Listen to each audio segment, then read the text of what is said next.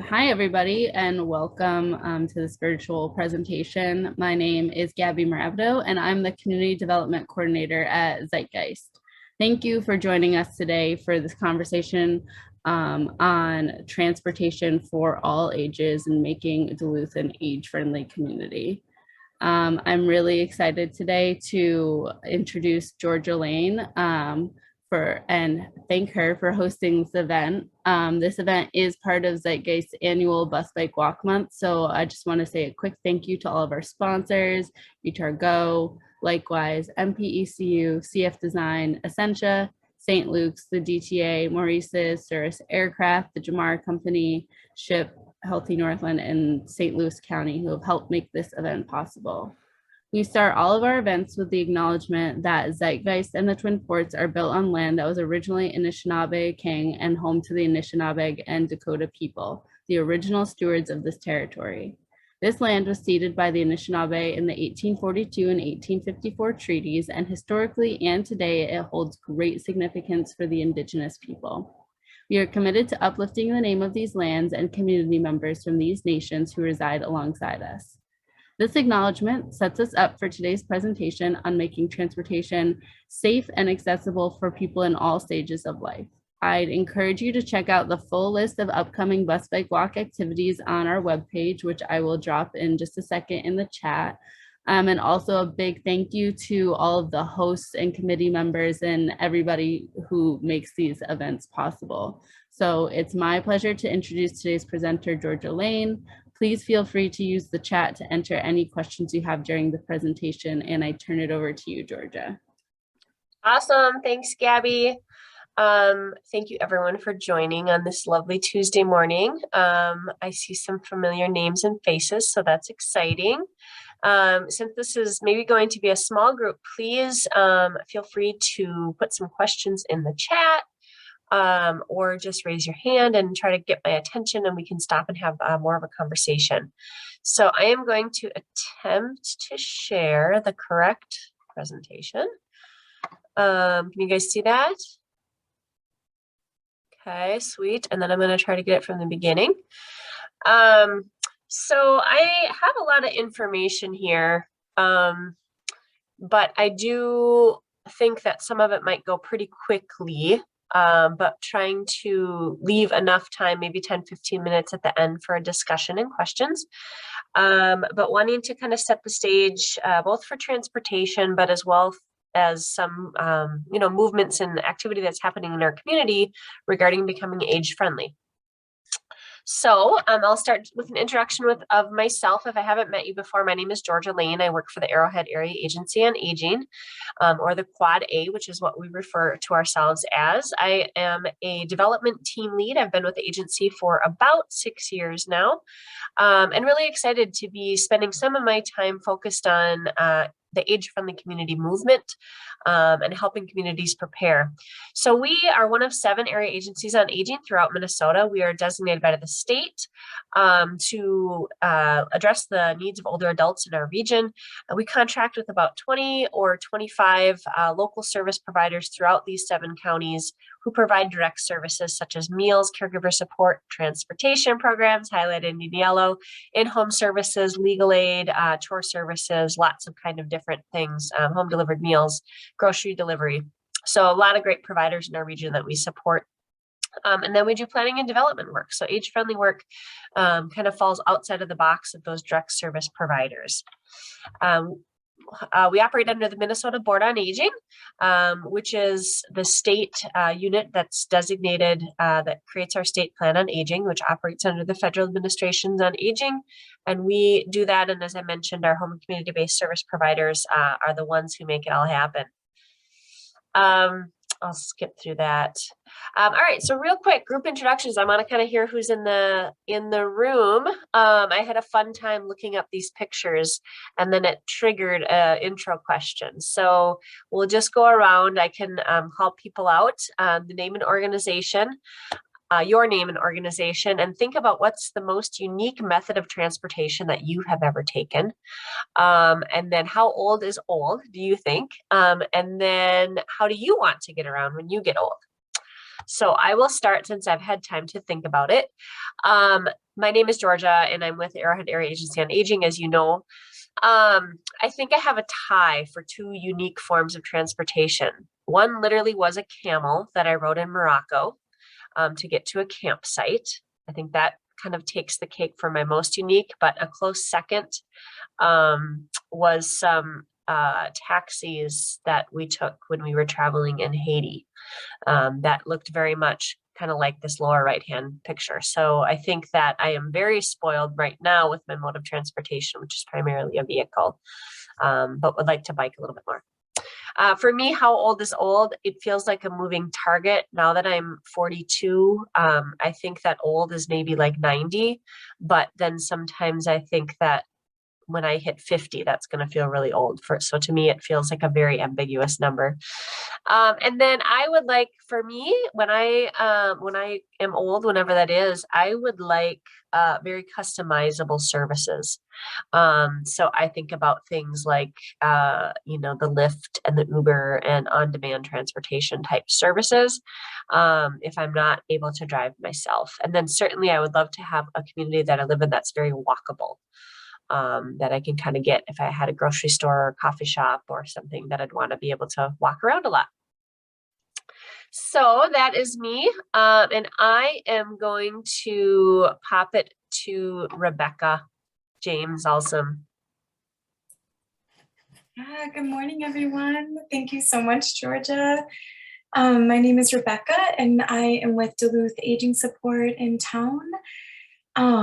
What is the most unique method of transportation? I would have to say, yeah, a variety of taxis, and kind of truck taxis and things like that, similar to the photo, I think has been unique. And then I've done touring bike trips. It's like a bike trip around Lake Michigan that was days on end. So I think that was kind of unique to see the world in that way, more slowly. How old and where are you in comparison? How old is old? Yeah, I am with you, Georgia. I feel like I have folks in my life who might be in our society considered older, but I don't see them that way because they're so engaged in their life and doing such incredible things, even physically. And so I don't know, maybe 90s. Yeah, I think I'm there. I'm almost 40. And sometimes that feels older to me, but I know that that is still young in so many ways. So yeah, I think that's an interesting question. I'll be thinking about it. And then how do I want to get around? I think I want to be able to bike and walk. I think moving slowly always feels best to me when I can. So those ways. So yeah. Thanks, Rebecca. And next I'm going to go to the other Rebecca. And I do invite folks, if you're able to turn your camera on, that's great. If there's reasons that you can't, that's okay too. But I do love to see faces with names. So the other Rebecca. Hi, I'm just listening for myself here. Just wanting to learn more about what you do. And similar to Georgia, I was in Haiti and took, I think they call it a tap-tap, that truck where they just load everybody up and get transferred around, and they just cross through like big creeks. I think there's no way this vehicle is going to make it through this, I don't know, actually a big river. So that was quite an experience. And then how old is old? Well, I think it kind of depends on your physical ability more than age, because I think about some people in their 80s that are still very active, and then others that have trouble walking.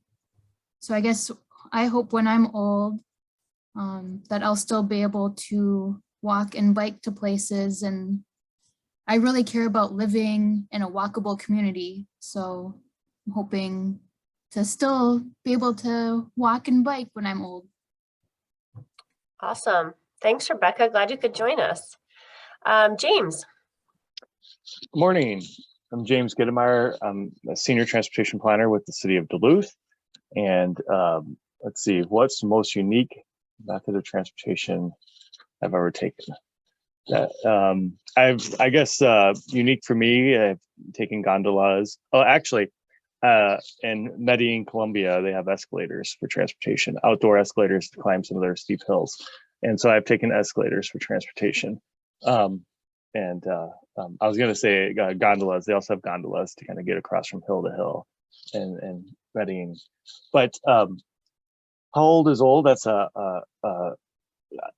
as Rebecca said, I think it's also how you feel. I remember when I was running a marathon in my 20s, an 80-year-old passed me up. so I thought I was young until that 80-year-old passed me up, and he wasn't even wearing shoes running this marathon. So, but actually for me, about 7 years ago, I developed arthritis, and I felt really old at that time, and so and that was my late 30s, and so I think of it more of how we feel than actually and how we're able to move around. But I'll say one thing that's been the best thing for me is just staying active. Walking and biking has kept the arthritis at bay. So just wanted to add that. Thanks, and I'm looking forward to this presentation. Thanks, James. Amy Demmer. Hi, I'm Amy Demmer. I'm with Zeitgeist. And the most unique, I was kind of in the line with James. I was thinking of the funiculars that are railway cars that go up hills. I lived in Chile for a while in a hilly area. So those, and then I was also thinking about, I was trying to remember what they're called, but in Switzerland, like from Interlaken to go up the mountains, they have like a big, I don't know, it's not, do you guys know what it's called? Gondola? Yeah, kind of, yeah. Gondola? Is that what it's called? Okay. Those are really amazing too. So I would say those are some of the fun ones. I'm kind of similar to other people on thoughts of old is old. I think it's about mobility and kind of where you're feeling. But I have most of my grandparents passed in their mid 90s. So I think in my mind that demarcation feels old to me, mid 90s. And I want to live in a walkable community now. And when I'm aging in place, I want to be able to walk everywhere I need to go. So thanks for today, Georgia. Yeah, thank you, Amy, for joining. Gavin. Hello, morning, everyone. My name is Gavin Bukovic. I'm also with the Arrowhead Area Agency on Aging. Georgia is my wonderful supervisor, and probably the most unique method of transportation I've ever taken. Off the top of my head, I can only think of horseback riding, like through the mountains and stuff, but I feel like there must be something else. And for how old is old, that's actually a really interesting question to think about. So I'm coming up on 30 years of age, and most of my peers are having kids and getting married, and I'm not in that boat. So I feel pretty young in that comparison. But of course, in the grand scheme of things, that's not, it's nothing at all. And I hope when I'm older that I can still ride my bicycle as much as I do now. So Great. Thanks, Gavin. Mimi. Hi, everybody. I am Mimi Stender with Duluth Aging Support. And I love these questions as a way to get to know the group, Georgia. I think I'm the most unique method of transportation. It's not really unique, but because I do a lot of alpine skiing, it's among my favorite sports. I would say chairlifts, trams and gondolas when you're in the mountains to get to the peak. Maybe a snowcat. I've done some backcountry skiing in the Canadian Rockies, and we took a snowcat to get to those backcountry spots. So maybe that's unique. I don't know. And then, so when I think of old, I work for Duluth Aging Support, and we truly believe that getting older is a privilege, and it's our goal, and it's an honor. And I don't really think of old in terms of chronological ages, so like what James said, there are points in your life when, when you're feeling older, but I'm kind of hoping that as a part of this conversation, we can kind of reframe, you know, feeling older and people that are older as, you know, like the positive experiences in life. I hope I'm old enough to be as wise as my 80-year-old father, for example. And I think that, okay, for this last question, I know I should say bike or walk or whatever, but I'm just going to say I don't ever want to lose my driver's license. So I hope that I'm able to drive my car. And I know that's wrong for this. Oh, there's no right or wrong, but yes, I definitely want to be mobile with my own body. Anywhere I want to go. And I definitely want to be able to ski until I'm in the grave.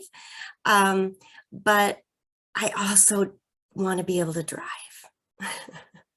Awesome. Thanks, Mimi. I think you're not alone in that. And last but not least, Angie.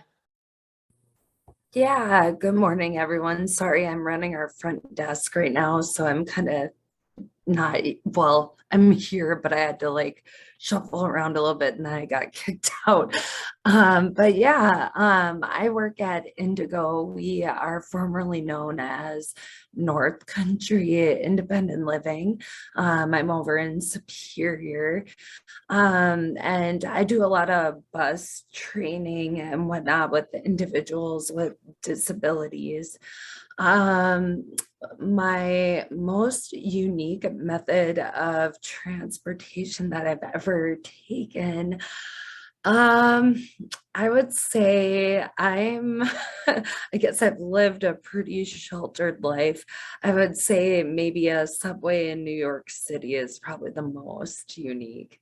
And then how old? So I'm in my late 30s. So I don't know. I view, I guess, older, probably like you said, Georgia, maybe in like the 90s, but you know, definitely embracing age as a good thing. And then how do I want to get around when I'm old? I would definitely love to walk, but also I do really enjoy driving as well. So again, may not quite fit again, but definitely, you know, if I'm able to drive, or, you know, I've definitely done a lot of bus training. So I've seen how that really gives people a lot of independence as well, and accessibility. So that may be another mode as well.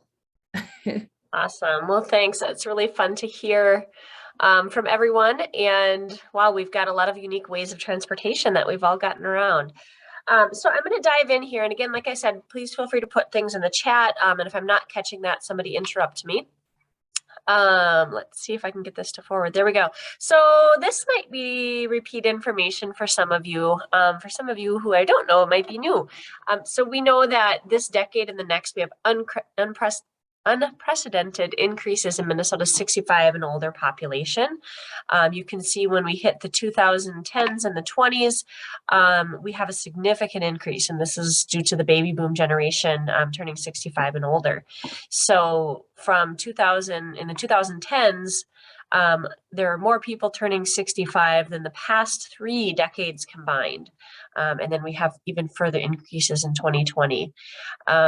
1 in 4 people in our county and our 7-county region are 65 and older, and Minnesota's oldest residents, those 85 and above, are expected to more than double in the next 35 years.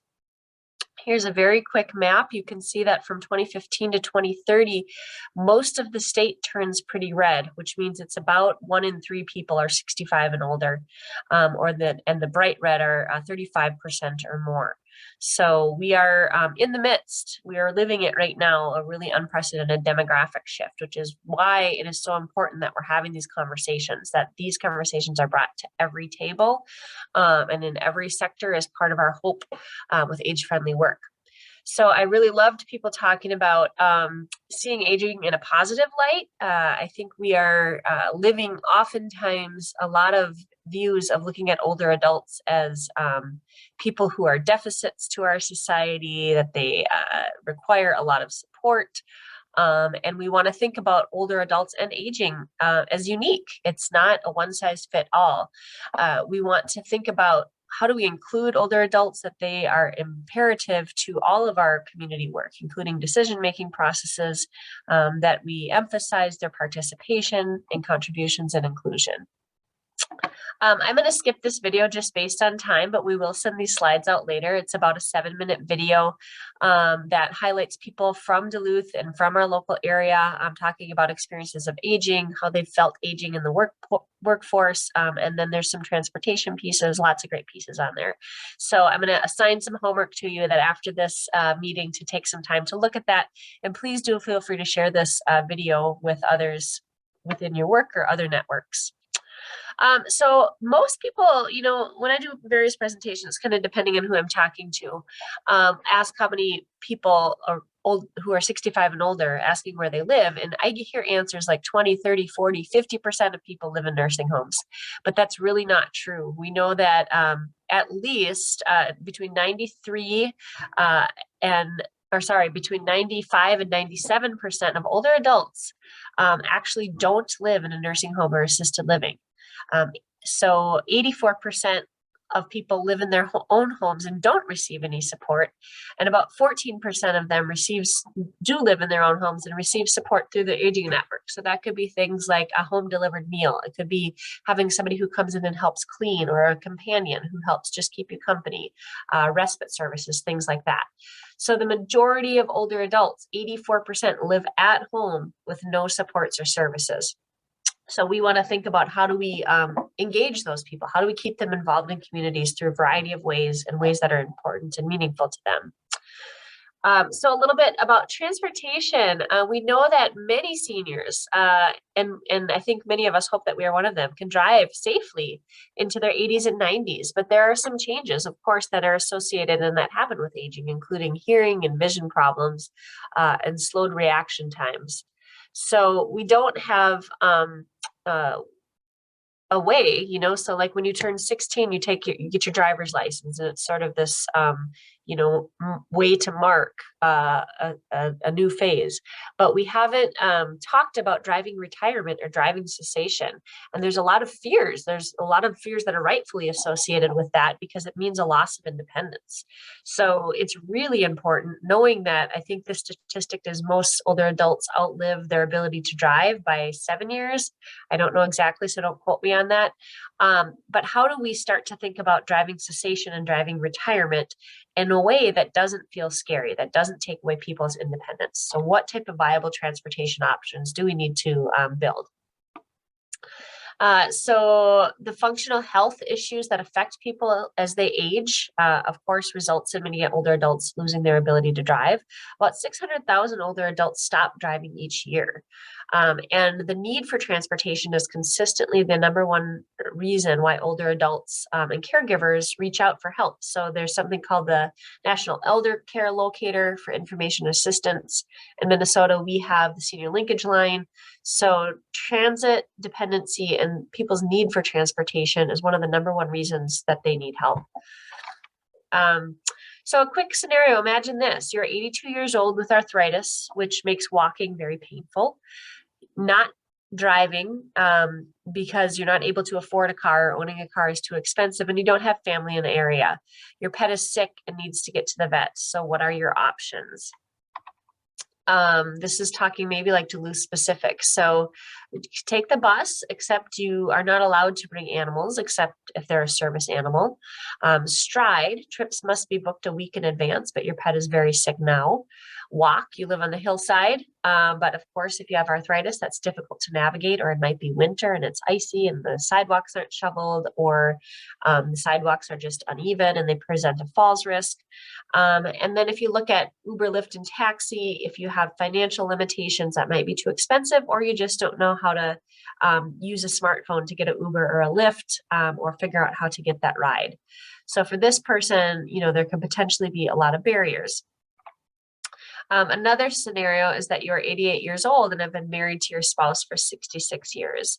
Let's say your spouse has been admitted to a nursing home due to advanced dementia, and they are anxious and only calm down. He is anxious and only calms down when you are with him. And you have recently been told that you can no longer drive due to macular degeneration. So in this scenario, a person would, the bus would be prohibitive around nighttime hours. It stops running at 7, or maybe it's winter and it's dark and you don't feel comfortable. But your spouse's most agitated time of day is after dinner. Stride, you wouldn't qualify, or this person in this scenario doesn't qualify because she can still walk to a bus stop. And Uber, Lyft, and taxi, you would like to visit your spouse every day, but the cost is draining finances. So there's a lot of barriers there. And there are, before we get too all doom and gloom, there are some viable options that are available. But, just kind of first looking at some of the challenges that older adults might face. So some unique needs of older adults. We know that they need support. They might need support. Some might need support to plan and keep track of transportation. They might need help, navigating, figuring out where they get picked up and dropped off. Some people might need support handling payment, whether if they had like arthritis or mobility issues, or might have some cognitive changes, and then just some problem solving. So older adults might have just some need for support if they're feeling anxious about getting around and getting into a new space and they're not familiar with it. So quick question, I guess I'm going to ask you guys to pop this in the chat. Oops, wrong one. Or somebody can just unmute and take a guess. What percentage of people 50 and older sometimes or often feel isolated from others? Is it A, 24, B, 56, C, 73, or D, 41?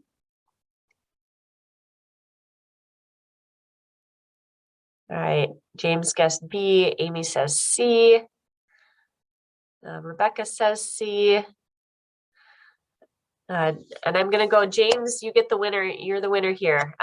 This was a poll that was done, it was actually around the pandemic. I think it was done in 2020 or early 2021. So I'd be curious to see if they did this same poll, if it changed. But over half of older adults feel isolated from others, and transportation is a significant reason why people aren't able to get out and into their community like they used to. Let's see if I can advance here. So over half people age 60 are at risk of social isolation. 43%, this was a different statistic, I think this was pre-pandemic, of adults report regularly feeling lonely.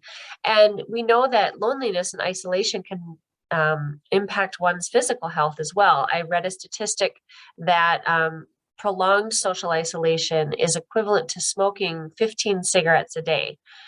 So they've shown that there's a correlation between increased risk of heart disease and stroke, and then it doubles people's risk of Alzheimer's disease and dementia. So transportation doesn't exist in a vacuum, the need for transportation. It has like a ripple effect in terms of our ability to age and live successfully in our community. And this isn't unique to older adults, right? It's unique to anybody who doesn't have a car or is relying on other modes of transportation. Caregivers, so people who are caring for an older adult, spend about 5 hours a week or more providing transportation. So that is a significant amount of time of coordination, of actually transporting people, that folks are dedicating towards transportation. All right, so I'm going to pause here and see if anybody has any questions. I see James's comment, while 56% is too high of a number, it's relieved that it's not the 70% number. Sure, right. I also wonder if that number is underreported. I think maybe that's a Minnesota thing where you ask people, how are you doing? Oh, I'm just fine, right? So I'm curious if that's like a underreported number. Georgia, oh, good, you can hear me. I just, when you mentioned earlier about the people fear of losing their license, to me, it's that my take, and it'd be interesting to see if research kind of shows that and backs it up. It's that fear of that independence. And because we have such car dependent communities, giving up that license means you give up your independence almost automatically. And so as a transportation planner and an urban planner, I'm like, oh, we got to create communities where having to give up your license isn't losing your independence. You just are going to get around in a different way that's, comfortable and where you have the physical, financial and ability to move around. So I see that, and I see that and that's going to really play out because we have very car dependent. Most of our communities and designs post 1950 are car dependent. I mean, car dominated, and really impossible to get around without a car. And so I think this is an issue that isn't easily solved, and it's going to be we're going to face it really. It's going to hit us really hard over the next 10, 20 years because we're not going to be able to transition our communities to more easier communities to get around. Duluth is, and Superior, this region is an older pre-World War II community, so we have those abilities. But I think of like the Twin Cities suburbs and suburbs all across the U.S. They're all car dependent, and it's going to be a massive challenge for us as a country to how do we handle this. So just wanted to share that. Amen, James. I could end my presentation right now and end my day, and I'd be happy. Like, yes, I mean, just all of that there. I'm going to try to flip back because there's and I'll send it to you. The article, this one, it is Driving Under the Influence of Age. It's a blog from Health Affairs, which is interesting because Health Affairs tends to publish fairly like medical journal type stuff. But it was just talking about that exact thing. Like if you don't get transportation down, then you have got all these subsequent mental health challenges and emotional health challenges and things like that. Yeah, absolutely. It's that it's a fear of losing independence. Great comment. Any other comments or questions on that? Oops. All right, let me do a quick time check. All right, good. Pretty much on track. I am excited to talk to you guys a little bit about, and some of you might know this, so if it's repeat again, thanks for hanging in with us. But it is really exciting because we have, in Minnesota and in Duluth, joined a global network of age-friendly communities, which is super exciting. This is something that was launched by the World Health Organization in 2006 to help communities around the world prepare, because aging is a global phenomenon that we've never experienced ever in the history of humankind. And so we're right. James said it right, that like we have built our built environment, the way that we function as a society is around able-bodied, I think younger people. And so that's not going to meet our needs. So the Age-Friendly Community Network is a way to help people of all walks of life prepare and live in more age-friendly communities. And it started, as I said, at the World Health Organization in 2006, and then AARP for the US came on in 2012 as the US affiliate. What it does is it helps local leaders like us on the call today and others to focus on aging, right? So, and there's lots of different ways that we can do that. And then to be able to think about how do we strengthen the services that help our community be more accessible to people of all ages. It provides a structured process that helps to guide change and can kind of serve as a catalyst. So when you when you enter into the network, it doesn't mean that we've done all this stuff to become, to give us a pat on the back and say, hey, our community is great, which it is. It really helps us to make meaningful change. It helps us to ask some tough questions. And it allows us to have conversations like these in various community settings to think about what's happening in our community and how do we make changes that are going to meet the growing needs of our residents. So the Age-Friendly Communities is structured under 8 domains. As obviously we're here today to talk about transportation, but transportation, a lot of these are interconnected. We talked about transportation linked to social participation. Transportation has a link to everything, to actually all of these different, you can't get to your doctor's appointments if you don't have transportation. Lots of different things that these domains. So while we're doing a laser focus on the transportation domain today, we do want to, and I'm happy to share more information about how these other domains relate as well. So this is a little quick overview that only public transit options can be expansive as a train system or as targeted as a taxi service. that provides non-drivers with rides, right? And then we'll talk a little bit more about ride share and volunteer programs. And then of course, walk and bikeability, all factored to transportation. So it's not just public transportation when we think about age-friendly transportation, although that's one aspect of it. So the age-friendly process, it's a 5-year planning and improvement process. Duluth has entered into this network as well, which is really exciting. We also have a regional Lake County, which is entering in. Carleton County might be entering the network. Minnesota itself as a state entered the network, and it gives a guided process. So the first, I actually think it's about a 6-year process, because there's kind of a pre-planning year that happens when you convene coalitions and figure out who's going to kind of serve as the backbone. And then once you're entered in, this is the process that Duluth is in right now in year 1. It's about planning, and it's about assessment, and it's about having conversations like these to start to share ideas. There's some really amazing resources on the AARP website. You can really get lost in them, which I have many times. And so if you're looking for something specific, please reach out to me and I can help point you in the right direction and share some ideas with you. But I pulled about 3 or 4 out today to talk about the resources that are out there. So this is one called the Transportation Workbook. This is one in a series of 6. That's designed to help communities facilitate discussions and think about what are the key aspects of an age-friendly transportation. So the other thing about age-friendly communities is every community is different. So there's no one size fits all, right? Every community can determine what do we want to work on and who do we need to talk to. And this workbook kind of guides people in that process. So it can be anything from transportation, public transportation. It can be about pedestrian crossings, ways that you could incentivize or encourage businesses to keep their sidewalks shoveled or keep them accessible. So it can mean lots of different things to different communities, but this is a great workbook. There's great work on complete streets. There, where you can talk about how do you modify streets that keep them safe and accessible for everyone, including pedestrians, bicyclists, motorists, etc. I am going to try, we'll see if this works. This is a hyperlink. Tell me if this works, you guys.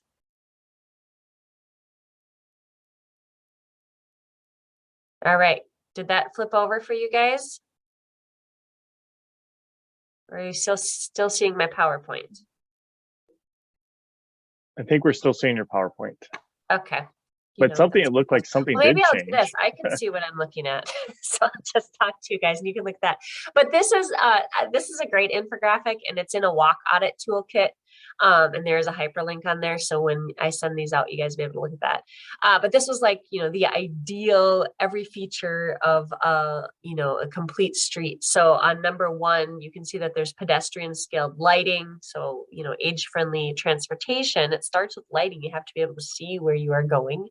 Number 2 is a signalized pedestrian crossing. So properly timed walk and don't walk devices, or using things that say, when you have the audible cue about walk and don't walk. So if somebody is vision impaired, that they're able to hear. Number 3 is the curb ramp. So those are good for folks, who are using walkers or wheelchairs, but it's also good for people who are using a stroller or who are, using other forms of wheels to get around. Number 4 is tactile ground surface indicators. This was one that I hadn't really had in my consciousness until I put this presentation together, but these are installed and it made sense to me. They install them for raised bumps. So people who are blind or have vision impairment, they can actually feel that they're about to step into a street. Of course, number 5 is the crosswalk, clearly marked and wide enough so folks know they can cross and drivers know that they need to yield. Number 6 is the lane width. Highways generally have 12-foot wide lanes, but streets in city and suburban neighborhoods can range from 9 to 15 feet. But you really want, wide lanes, or if the vehicle lanes are overly wide, pedestrians are forced to walk farther to cross the streets. So you don't want the lanes too wide. Number 7 is the pedestrian hybrid beacon. Unlike a pre-timed traffic signal or a walk, don't walk sign, this device is activated by pedestrians when it's needed. Number 8 is a pedestrian island. You see these, so when you do have really wide streets, that there is a place for people to stop when they can't make it across the street in that amount of time. 9 is the median strip, of course, that separates opposing traffic. It could be paved or planted, which is really wonderful, to get that green space in there. Then, of course, 10 is the travel lane, a dedicated space for motorized vehicles, and 11 is the bike lane, so having spaces for both. Number 12 is signal timing, so making sure that the green time for the vehicles and pedestrians when they're entering a section. And then number 13 is tree canopy. This was also kind of new in my mind that I hadn't thought too much about, but it was interesting. There was a study done in Colorado where they found that increased tree canopy coverage was significantly associated with fewer crashes. So, and then if somebody is walking, they have a space and it's hot, that they have a space to cool off. And then of course, 14 is the sidewalk. It needs to be set back from the curb, 5 or 6 feet wide, extended to the curb for two or more people to walk together, and 5 feet is the minimum. So I just wanted to, let's see if I can get back into my PowerPoint presentation. Yeah, so when you get this, you can click on this. There's just some great resources, because I think when you actually get it down to like a very, tangible piece, when we start to look around in our city, that we can start to say like, hey, oh, here's an area that we did really well, or, oh, here's a traffic area that we could really use A, B, C, or D, that it does make it tangible. So it doesn't feel like this nebulous idea. I'm going to click through this pretty quickly, but here's the walkability book. There's checklists and things like that. Georgia? Yeah. Can I don't want to slow your presentation down, but I just think it would be kind of neat to just, for one moment, based on that graphic, reflect on Duluth. Yeah, good idea, Mimi. And, James and I became good friends working on getting a complete streets, not policy passed, but close. And, and I still think about Duluth, and I've never seen a street this complete. I don't think it is actually possible in most places, but I just wonder what people's thoughts are about the roads in Duluth. And James, especially in your position, things that you've noticed over the past 10 years. Mimi, I can start out.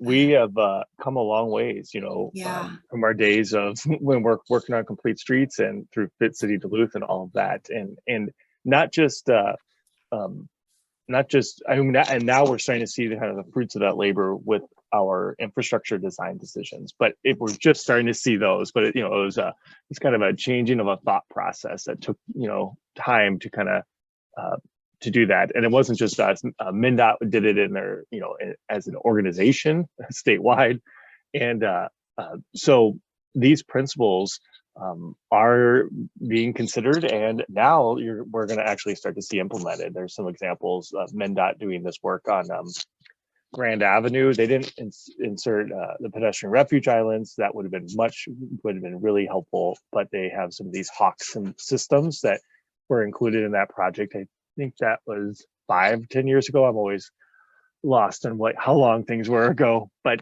we have some upcoming projects that St. Louis County is doing, and MnDOT. St. Louis County is doing work on Woodland Avenue. MnDOT is going to be doing some work on London Road from 26th to 60th, and many of what you're seeing here in this photo are going to be included in those projects, especially those pedestrian refuge islands. So that's, I would say, in the last few years, that's the newest piece that we're really incorporating into our designs. And now the planter boxes that we haven't seen those, but you've seen delineator posts in Lincoln Park Craft District to separate the bike lane from the car traffic. We haven't totally figured out the snow angle yet, because things have to get removed for snow plowing, but that's a work in progress, and we're figuring it out by trying things. So I'd love to see the planter boxes one day. We're able to get those in, but in that Lincoln Park bike lane project, that there was a lot of discussion about planter boxes that look just like these to be included in that, and just weren't able to get that. But So this discussion of how do we do this is really happening. One other just road, Central Entrance is going to be reconstructed fully in 2027, and this year the design begins, the planning work to do the design, and a lot of these concepts are being incorporated and will be in the public discussion. So we're off to a slow start, but it's rapidly increasing as we look at all of our projects and how can we design them better. So just wanted to share that.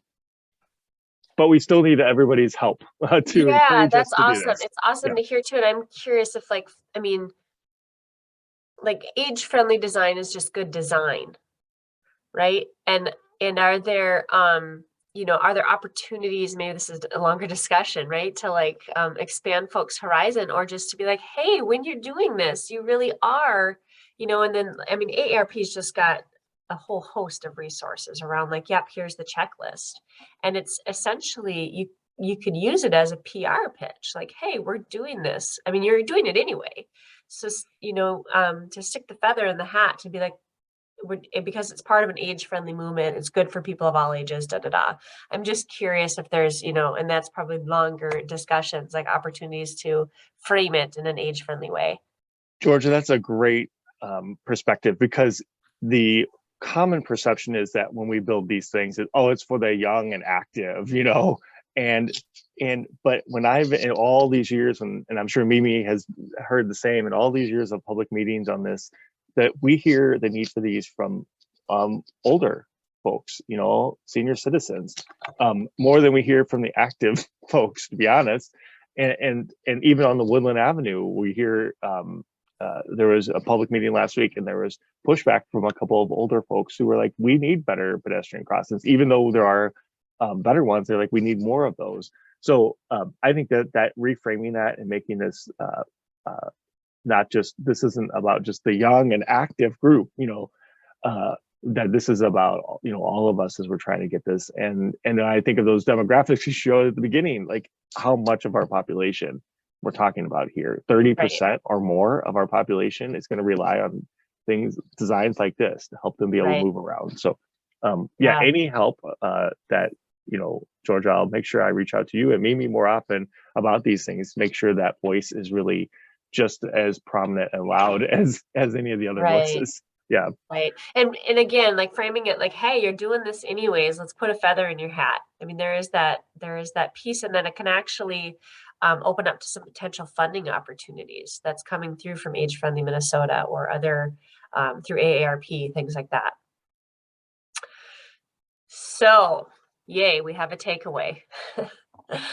All right, so we have about 10 minutes here. Let me flip through some of these things. There's some great worksheets.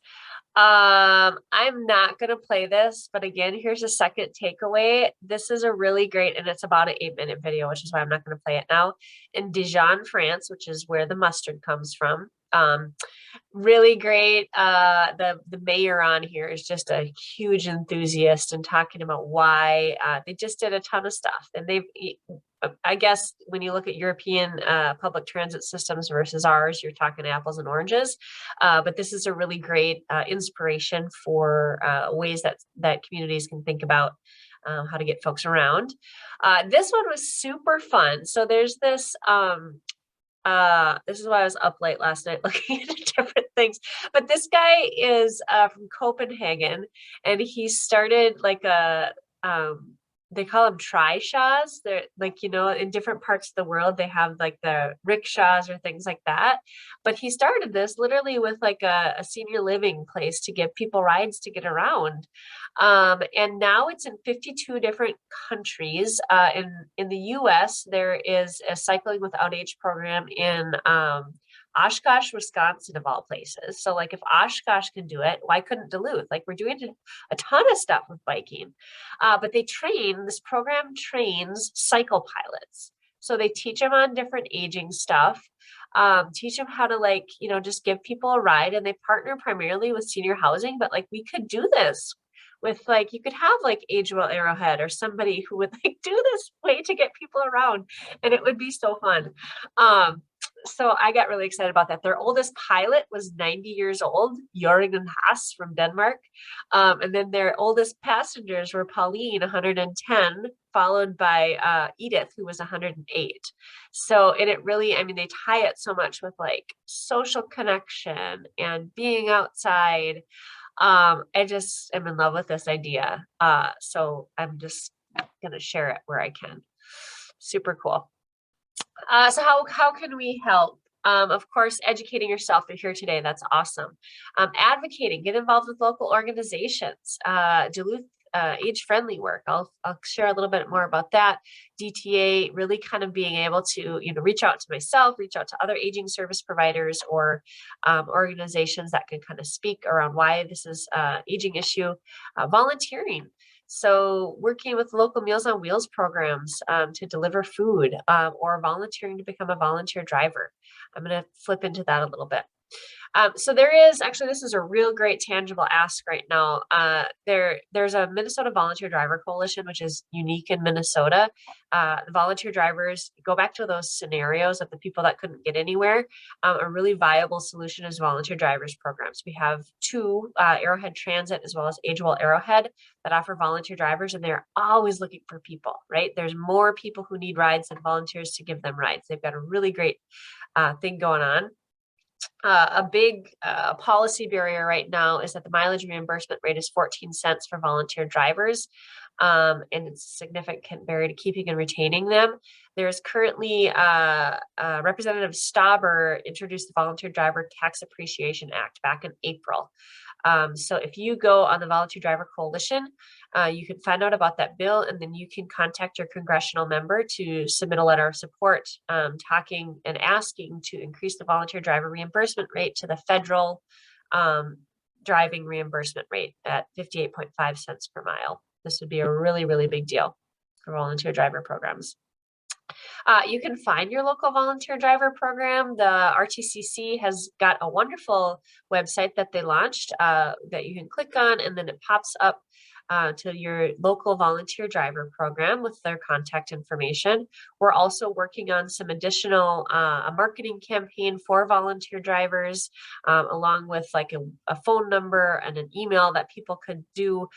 People, if you are 55 and older, they qualify for RSVP, which is the Retired Senior Volunteer Program, and they qualify for a stipend as an AmeriCorps volunteer or Senior Corps volunteer. So as a volunteer driver, there's a lot of benefits. And there's going to be more to come around volunteer driver promotion.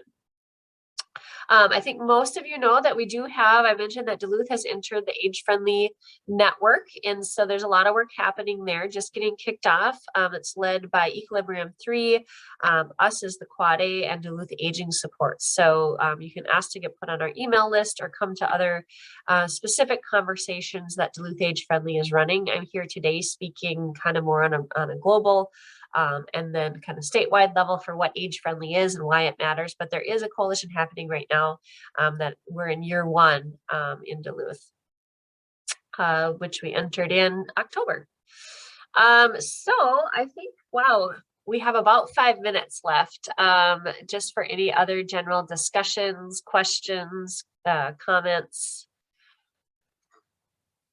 Georgia, I just wanted to add, our transportation, because I think I may have indicated it takes a while for our transportation system to change over, but I don't want to be lead us down like that. It's impossible. We do road work every 10 to 20 years. So when you think, oh, there's always road construction going on, it is true. Roads need work like every 10 years and major work every 20. So the system can change in a quick fashion. Like in a 20-year time period, we can transform our transportation system. We have the ability just through the regular reconstruction, rework on our road network. But it does lead me to that there's a gap there still though. And just thoughts of like, I saw that the, transportation rides, because we're not gonna, we still have to figure out kind of in between as we need that we're still gonna have to rely on. We have a car dependent system and design system that we're gonna have to find rides and things. And so just wanted to know, are there other things in addition to that of like this gap of time? That's a great point, because people need rides now. I mean, I think, the ability to get to medical appointments is the most acute need, and the volunteer driver programs have the ability to meet that, but we don't have enough volunteer drivers. So I really think that that can be one solution. I think that we need to help older adults feel more comfortable using public transportation when those options are available. So I think that's an important piece. I think being able to keep sidewalks clear in the winter or sidewalk repairs is a really big thing. So even, I mean, for people of all ages, I mean, I remember when I was pregnant and trying to get around and, you know, like took a hard fall and that was tough, right? There's definitely falls risks, and older adults are more at risk of falls than your average person. So I think shoveling sidewalks, there was, I either want to say it was in Cleveland or in Maine, where the Chamber of Commerce started to give out a golden shovel award to any business who just kept their sidewalks clear, and they made a big deal about it. So it was like, all right, we're going to give, and it got to be a big recognition thing where that business got some extra promotion for doing the golden shovel. So there's ideas like that, that are kind of like low hanging fruit. And I really think, you know, the other thing is just awareness, right? It's awareness about the need is now. Like the aging isn't in 20 years. We're experiencing it now, right? So I think that's a big message. Anybody else have thoughts on like what other immediate solutions? That's just my, I guess, personal opinion.